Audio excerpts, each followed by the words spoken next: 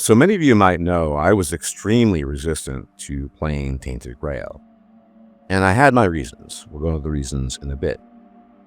But ultimately, I decided to sort of overcome myself in this capacity, and I gave it a whirl, and I have a decent amount of time in the game, about 20 hours now, and this is going to be sort of my impressions video, because I was genuinely surprised, and pleasantly so, with the game. Now, originally, I did not want to play Tainted Grail. And the reason was I heard it was too kind of Souls-like, and I'm not really into Souls-like. But also, most importantly, it's a very human-centric story as well as, well, you have to play a human. And I really get a little bit of a weird vibe when I have to play a human. I'm not really into that because you play humans all the time. In fact, you might expect a video in the not too distant future about this very topic, possibly. But if there's an option not to play a human, I will almost certainly take that option. And given the fact that Tainted Grail takes place in Avalon, and it's just a human story, right? So I thought to myself, that's not that great. And then the sort of mixture of Arthurian legend, which in and of itself I do find interesting, but how, at least I heard about the story, I didn't think it was that amazing, so I just kind of stayed away from the game. And I think that was incorrect on my part. I mean, sometimes I'm very stubborn with the types of games I try and don't try. I have a certain type of game I like, a set of games. I often play them or replay them for hundreds of hours, right? That's generally my style, how I approach these things. But I thought, why not? Sitting in my library, I might as well just give it a shot. And I was pleasantly surprised for the most part. I thought, wow, this is actually pretty good. And then I heard about the developers. Now, according to Lord Heck of the Commonwealth, one of my subscribers, and I'm just going to quote him here or paraphrase what he said, these guys are not even developers. So it's a bunch of dudes, apparently, according to Lord Heck of the Commonwealth, and don't quote me here, that's what he said, who just got together and thought, well, wouldn't it be cool if we tried to make a game? So these are not, as far as I'm aware, professional developers per se, according to what he said. I might be wrong about that. He might be wrong. And these are just some dudes who got together and said, oh, we're trying to make a game. It's made in the Unity engine. And, it's what you would expect from a AA production. It looks rough around the edges. It's very kind of Euro-janky and clunky and what have you. But considering, and I think this is always an important thing to emphasize here, you always have to take this into consideration. What is the development team like? What were the resources available to the development team? It's not just about the final product, it's what went into it and what was possible given constraining circumstances to make the game in the first place. And when you take that into consideration, if Lord Heck of the Commonwealth is correct on this, that is, then it's a pretty incredible achievement. And the exploration is pretty fun. This is something I really like about Tainted Grail, is that you explore and you just randomly find stuff that's really cool. Sometimes the items are really, really cool. Sometimes, in fact, they're overpowered. This is a criticism I have a little bit, and you just never know what you're going to discover. And if you see something that looks like it could be explorable, like a shipwreck or a boat that's capsized in the distance in the water, there's an extremely good chance that by swimming out there and exploring the area, you're going to find some kind of loot and maybe even some decent or very good loot. It all depends, but there's always something to be discovered. There's always something to find. So it's very much a sort of loot-based game, which is really fun because once you have an idea of what kind of build you want to try out, and I ended up going with a summoner, as you can see, then you're going to be on the lookout for certain pieces of loot and equipment that suit that build. And you run around and you find some things that are not suitable, like bows in my case, or big swords. You might want to sell that. But there's something in terms of loot and equipment for everyone in every playstyle. Now, admittedly, I've only tried magic and summoning, but it's been really fun. It's been a blast. I love the fact in Tainted Grail that the summons are basically permanent until they get killed, right?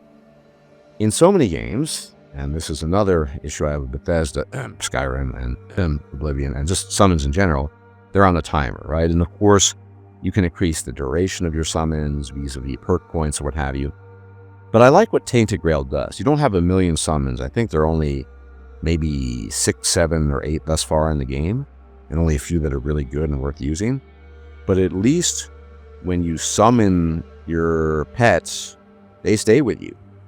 And it's a lot cooler and just quality of life wise, just nicer to be able to say, look, there are my Grimlows there are my Skeletons, there are whatever, and they're going to stick with me.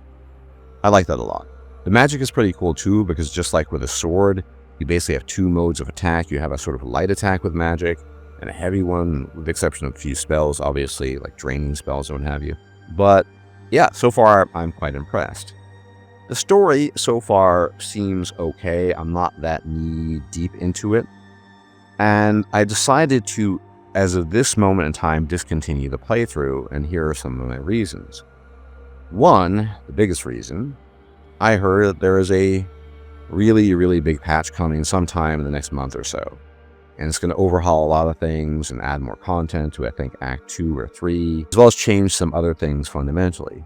The second reason, which is related to the first reason, is simply put, the game is just too easy now. Now, I am using summons, and summons make things easier, I admit that, obviously, but everyone says the game is too easy. Apart from some people who say the game is a good challenge, I have not found the game on the hardest difficulty to be particularly challenging. Now, I don't need to do Dark Souls, you die 30 gazillion times until you finally beat the boss. That's not for me. I don't enjoy that. But some kind of challenge would be nice. And at this stage of the game, I'm level 20 plus, and I just put the summons out there and they just beat everything to a pulp. It's just that simple. So I'm hoping in this next big patch that will be addressed. More content will be put into the game, or at the very least, things will be overhauled. And again, I think early on you discover some pretty powerful items right off the bat, which on the face of it seems really cool. Wow, I discovered these gauntlets, which improve my magic, or this sword, or this bow.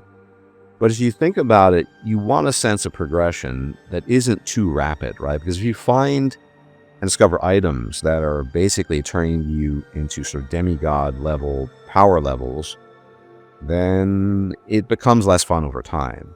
Sort of gradually discovering gear, gradually improving is much better.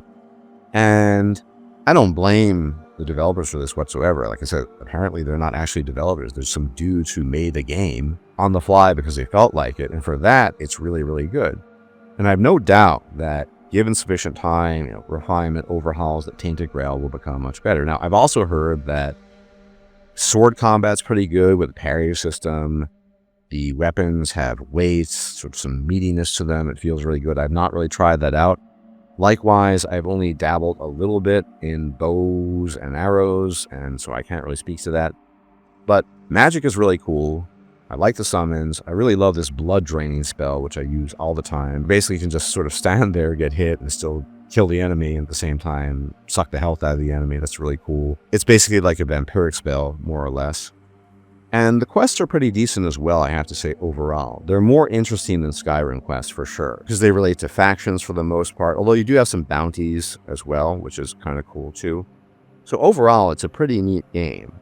It didn't overwhelm me. I don't think it's the second coming of Christ or anything like that, but it's a pretty good game. I'm enjoying it for what it is. And whenever I play games like this, games that are made by talented people who don't necessarily have a lot of money and resources, my mind goes straight to the thought of, what if they could actually get some serious money and resources, right? Because if the game is this good and fun based off of, very limited resources and constraints, which oftentimes, by the way, constraints can be a good thing, can really lead to some great things. Developers say this all the time, the old school developers at least.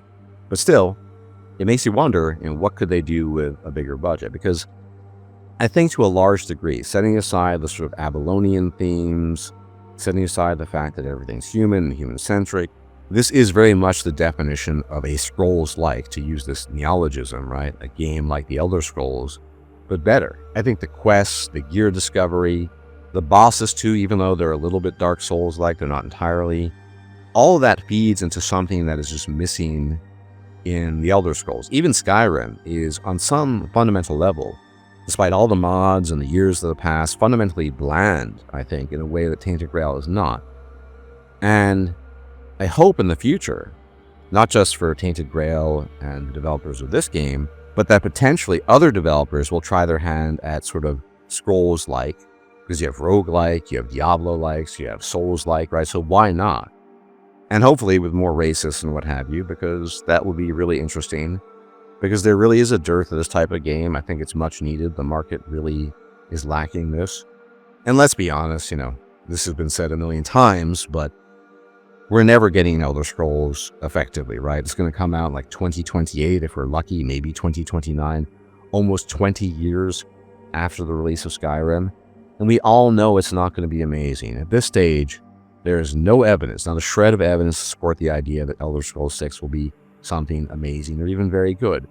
It'll be serviceable, it'll be okay, but the magic that wins the older Elder Scrolls games is gone in large measure because of corpos, because of bureaucracy. I talked about this in the previous video, because the team has been mixed up. They no longer have that hardcore team of creative developers who were gamers themselves, who just kind of spontaneously came up with ideas that they decided to inject into the game at the last minute. It's all very pre-planned. It's all very corpo. It's all very sort of, this is what we need to do next. That's the impression I get, at least from the outside. And so, yeah, I don't think we can really rely in some fundamental sense on Elder Scrolls 6 tickling our funny bone for the funny bone of the Elder Scrolls itself, so to speak. We want more Elder Scrolls or these types of games, and frankly speaking, I just don't think Bethesda can deliver anymore. But I do think Tainted Grail is a good game. It is the right move in the right direction. I'm waiting for some more refinement, some more overhauls here and there, but I've enjoyed it. Like I said, I wish more summons were done this way. And eventually, I might put out a full review after the next big patch comes out, after I have more time, this sort of thing. But those are my thoughts on Tainted Grail. So, as always, thank you for tuning in. And if you like my content, you like my taste, you can leave a like, comment, share, and subscribe. It's much appreciated, as it really helps out the channel. And I'll check you out next time. Take care.